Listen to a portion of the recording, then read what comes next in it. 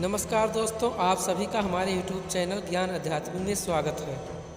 तो आप लोग देख रहे हैं ज्ञान आध्यात्मिक YouTube चैनल। मित्रों, आज की कथा है रावण के मरने के बाद मंदोदरी का क्या हुआ। तो जी हाँ दोस्तों, आपने सही सुना। तो चलते हैं कथा की ओर। हिंदू धर्म मान्यताओं के अनुसार एक बार मधुरा नाम की एक अप्सरा शिव को प्रसन्न करने के लिए कैलाश पर्वत पर गई और उसके बाद वहाँ पर माता पार्वती की न उपस्थिति होने के कारण मधुरा ने शिव को प्रसन्न करने की कोशिश की। तब कुछ देर बाद माता पार्वती वहाँ आ जाती हैं और माता पार्वती यह सब देखकर उनको बहुत क्रोध आता है और मधुरा को श्राप दे देती है कि जाओ 12 वर्ष तक मेढक रहोगी।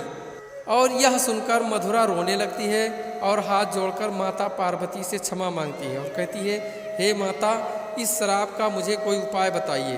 तब माता पार्वती कहती हैं कि यह श्राप तो मैं वापस नहीं ले सकती हूँ, परंतु इसका एक उपाय है कि आप 12 वर्ष तक यह श्राप भोगती रहेंगी तथा 12 वर्ष के बाद आप पुनः यह शरीर आपको प्राप्त हो जाएगा। और उसके बाद असुरराज मायासुर और उनकी पत्नी हेमा, जिनके 2 पुत्र थे, उनके पुत्रों का नाम था मायावी और दुदुम्बी। और असुरराज मायासुर और उनकी पत्नी हेमा दोनों तपस्या कर रही थी एक पुत्री प्राप्ति के लिए, जिससे वहाँ पर वो तपस्या करते करते एक दिन उनको एक कुएं के पास से आवाज़ आ रही थी जिसमें कोई कन्या रो रही थी। और असुरराज और हेमा उसके पास जाते हैं तथा उसे कुएं से बाहर निकालते हैं और उस कन्या से पूरी बात पूछते हैं। तो उस कन्या ने सारा बात बताया, जो कि उसके साथ जो जो घटनाएं हुई थी, माता पार्वती का कैसे उस पर श्राप का प्रभाव पड़ा था, इसीलिए वह मेढक के रूप में थी और अब वह 12 वर्ष पूर्ण होने के कारण उसका पुनः शरीर प्राप्त हो गया है। जिससे मायासुर और हेमा ने कहा कि ठीक है, मैं तुम्हें आज से अपनी पुत्री के रूप में मानती हूँ। और कुछ दिन पश्चात एक बार लंकापति रावण मायासुर के नगर से निकल रहे थे तो उनकी नज़र एक कन्या पर पड़ी। वह उनको देखकर बहुत मोहित हो गए और वह कन्या मंदोदरी थी, जो पिछले जन्म में मधुरा नाम की एक अप्सरा थी जिसको माता पार्वती ने श्राप दिया था। और रावण ने इस प्रकार मायासुर के पास एक संदेश भेजा, जिस संदेश में वह लिखा कि मैं आपकी पुत्री से शादी करना चाहता हूँ।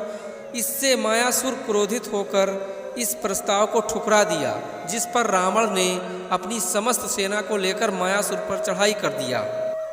और जब इस बात को मंदोदरी को पता चला तो वह जानती थी कि रावण से मेरे पिताजी युद्ध में नहीं जीत सकते हैं तथा वह स्वयं को रावण के साथ शादी करने के लिए तैयार हो गई।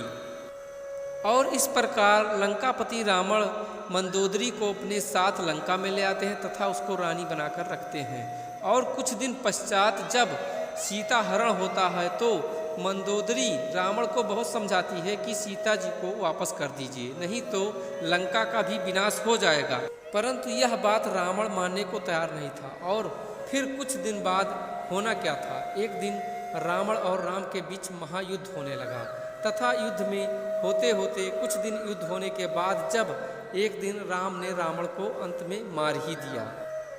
और जो यह बात बताई जाती है कि विभीषण और मंदोदरी का विवाह हुआ था, तो यह कहीं भी वाल्मीकि रामायण में लिखा नहीं मिलता है। तो मित्रों, इस प्रकार थी यह कथा। तो मिलते हैं अगले वीडियो में। अगर मेरा वीडियो आप लोगों को पसंद आया हो तो मेरे वीडियो को लाइक कर दीजिए और चैनल को सब्सक्राइब कर दीजिए। जय श्री राम।